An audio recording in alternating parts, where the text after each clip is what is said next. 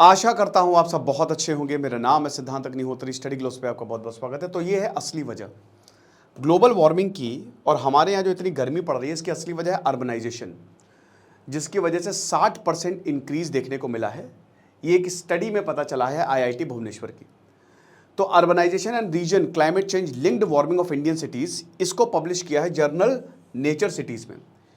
इन्होंने टेम्परेचर देखा, ठीक है, और ये देखा कि आखिरकार टेम्परेचर और अर्बन का, शहर का इसमें क्या लेना देना है।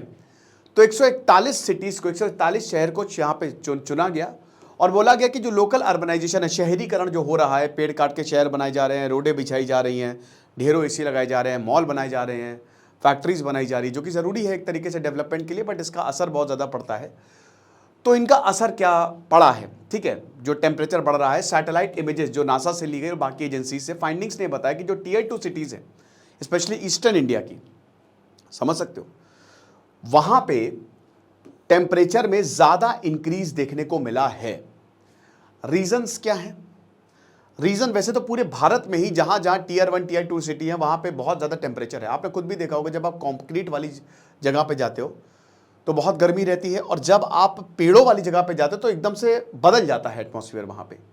इसीलिए यही रीज़न है कि जगह जगह अलग अलग, जैसे दिल्ली में मुंगेशपुर में 52.3 डिग्री सेल्सियस, अब वहाँ पे भी खैर जांच हो रही है कि ऑपरेटस सही था कि नहीं था, लेकिन कुछ जगह 46-47 भी है। तो वही रीज़न है। तो जो सबसे बड़ा प्राइमरी रीज़न है दैट इज़ वेजिटेशन का रिडक्शन। हम अपने पेड़ काटते जा रहे हैं। देखिए, पेड़ों को लगाइए, इसका एक ही मेन है, जितना ज़्यादा पेड़ लगाएंगे उतना ही अच्छा होगा हमारे शहरों के लिए भी, सब हर एक चीज़ के लिए। अब इसमें आपको पता है कि जो पेड़ है वो कार्बन डाइऑक्साइड भी ज़्यादा एब्जॉर्ब करते हैं। पेड़ जो हैं, पेड़ों की वजह से बारिश भी होती है। दिन भर में जो गर्मी आती है वही गर्मी जो धरती है ना वो वापस भेज देता है। इसको कहते हैं टेरेस्ट्रियल रेडिएशन। तो ये वापस चली जाती है। तो जो भी ये एक हीट बैलेंस है, पेड़ जो है इस हीट बैलेंस को मेंटेन करते हैं। और सबसे बड़ी बात ये है कि पेड़ जब खूब बड़े बड़े लगे रहते हैं, जैसे चंडीगढ़ में आप देखिए, वहाँ पे पेड़ ही पेड़ हैं, वहाँ पे फ्लाईओवर आपको दिखेंगे ही नहीं, बहुत कम है। तो वहाँ पे क्या है कि जब आप जाते हैं रोड से तो पेड़ों की छाँव में जा सकते हैं, स्पेशली 2 व्हीलर वाले, आप पेड़ों की छाँव में रुक सकते हैं। पेड़ जो है वो हवा के रुख को भी कंट्रोल करते हैं, बारिश को भी कंट्रोल करते हैं।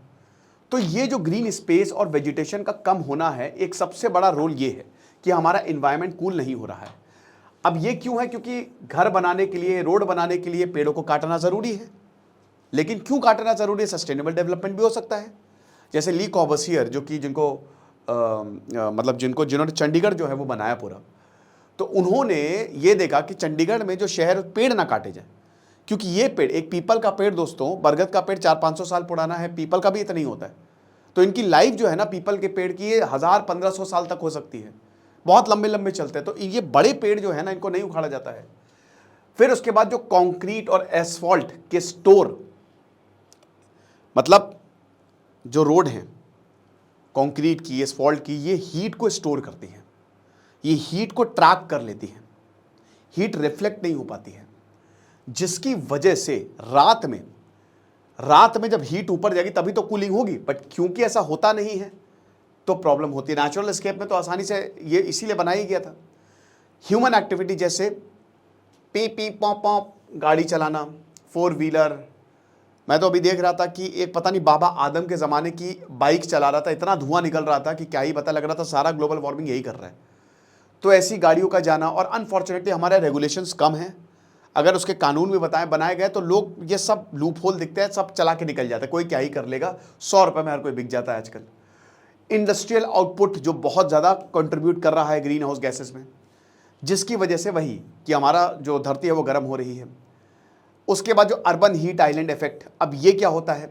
अर्बन हीट आइलैंड इफेक्ट का मतलब यही है कि रूरल से ज़्यादा एक आइलैंड सा क्रिएट, एक ऐसा एरिया जहाँ पे हीट बहुत ज़्यादा बढ़ रही है। इन सब की वजह से एसी लगे होते हैं मॉल्स में, एसी, तो एसी क्या करता है?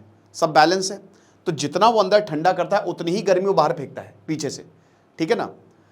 तो उसका जो बाहर का सिस्टम होता है वो अब हीट कहाँ फेंकेगा? वो हीट फेंकेगा एटमॉस्फेयर में, आपके गर्मी एटमॉस्फेयर में और ज़्यादा गर्म वो गर्मी पैदा करेगा। साथ ही साथ जो बड़ी बड़ी बिल्डिंग्स होती है उसमें शीशा लगा रहता है, शीशे के अंदर जो बिल्डिंग के अंदर है वो तो ठीक है, लेकिन शीशा क्या करता है, वो हीट को डायरेक्ट रिफ्लेक्ट करता है शहरों के बाद, उसी शहरों में। तो जो गर्मी 1 गुना है वो दुगनी हो जाती है इन वजह से, ठीक है ना। साथ ही साथ अर्बन पॉपुलेशन 68% होगी, 100 में से 68 लोग 2050 तक शहरों में लगे रहेंगे, आपको पता है। तो अर्बन इफेक्ट जो है ये बढ़ने ही वाला है, और कितना है ये 0.2 डिग्री सेल्सियस पर डेकेड, हर 10 साल में 0.2 बढ़ रहा है।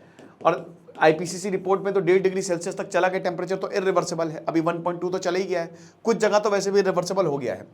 तो 37.73% जो है वो इंक्रीज देखने को मिला है अर्बनाइजेशन की वजह से, राइट। 60% एनहांसमेंट हमको वार्मिंग की वजह से देखने को मिला, जो नॉन अर्बन एरियाज है, राइट।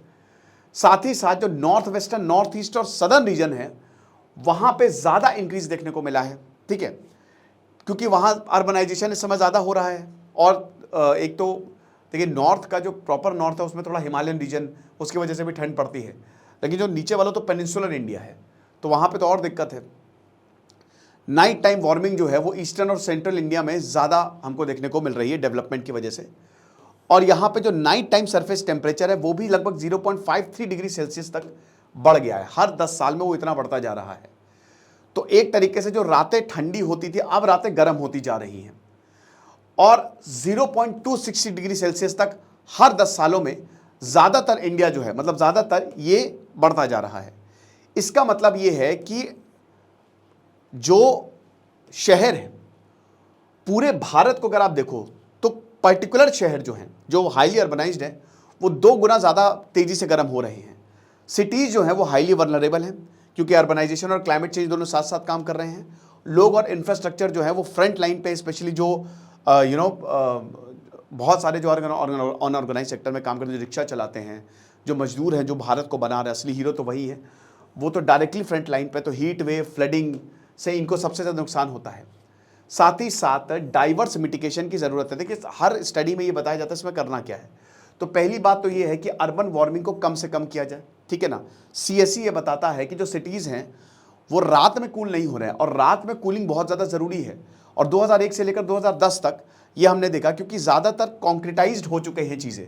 तो अगर आप पेड़ पौधे ज़्यादा लगाएंगे तो कूलिंग इफेक्ट अपने आप होगा। तो पेड़ लगाइए जितना ज़्यादा हो सके, ग्रीन कवर लगाइए जितना ज़्यादा हो सके, तभी हम चीज़ों को कंट्रोल कर सकते हैं। 36% जो भारत की पॉपुलेशन है, लगभग 40 करोड़ के आसपास, वो शहर में रह रही है इस समय। और जैसा कि हमने बताया 68% हो जाएगी ये 68% हो गया 2050 आते आते, मतलब 80 करोड़ तक पहुंच जाएगी 2050 आते आते, ठीक है ना। और WRI ये भी बताती है कि 10 लोग जो हैं पूरी दुनिया में, ये इस समय 2050, मतलब हर 10 में से 7 लोग जो है वो 2050 तक यहाँ पे रहेंगे।